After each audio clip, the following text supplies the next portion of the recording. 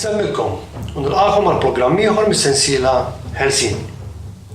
Fl-ewwel programm tkellimna dwar it-tifsira tal-kelma ħelsien u kif din ġiet użata mill-istabbiliment, familji klassisti, politikanti mixtrija u anke qdiet reliġjużi sabiex tkompli timmanipola l-imħuħ tal-popli.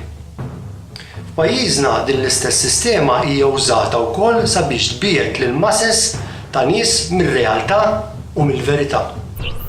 Min wara t-tieni gwerra dinjija, pajjiżna għadda minn bosta problemi u diffikultajiet. Kemm ta' natura politika, iżda anke problemi li ġew kreati minn barra xtutna. Dan ġara propju għaliex konna kolonja, pajjiż mingħajr sovranità mmexxi mir-Renju Brittaniku li użana kif xtaq u rid huwa għall-interessi tiegħu. Id-differenza kbira li kellna bejn dak iż-żmien għal żmien li qed ngħixu fih issa hija bla dubju il-politika taż-żewġ partiti. Din il-politika nbidlet drastikament minn waħda li taqdi l-interessi tal-poplu u n-nazzjon Malti għal waħda li taqdi l-interessi barranin u dawk privati. Allura forsi staqsuni iż-żminijiet ma nbidlux minn dakinhar lil hawn? Possibbli ma avvanzajniex bħala stat u bħala poplu? Ir-risposta tkun awtomatika. Iva, ta' żgur li avvanzajna. Iżda issa weħilna u rġajna sejrin lura.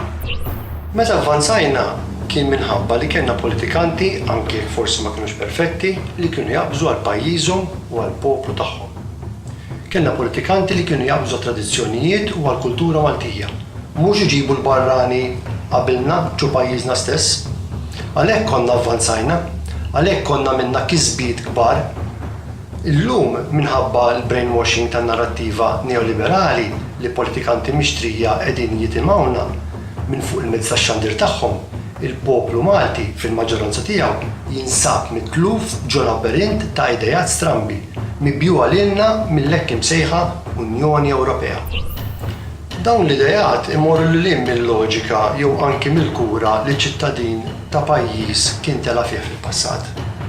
Għalhekk ninsabu mdawra b'numru kbir ta' hekk imsejħa politikanti progressivi u liberali li jinsabu jimlew il-Parlamenti Ewropej u anki dawk nazzjonali li iktar moħħhom ser jakkwistaw huma jew nkella kemm ser jingħataw promozzjonijiet fil-karriera politika tagħhom milli kif ser iġibu lil pajjiżhom il quddiem.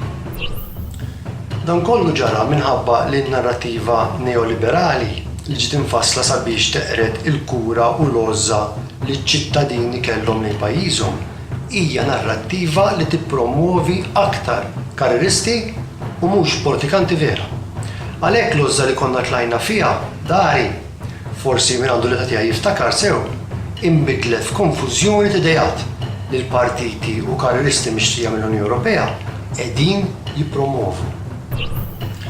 Din hija politika maligna u falsa li qed isservi sabiex tħalli numru ta' familji u negozjanti kbar qrib il-politikanti fil-poter sabiex jistanaw u jakkwistaw dak kollu li jridu minn fuq l-istat, anke jekk dawn ma jkunx ħaqhom. U għallum se jkunu nifqu hawn. Nispera l-programm Ħelsien tal-lum kien ta' interess għalikom u fil-waqt li nitlobkom tixxerjaw kemm tistgħu dawn il-programmi fuq Facebook, jien Robert Henry Buġejja nsemmilkom.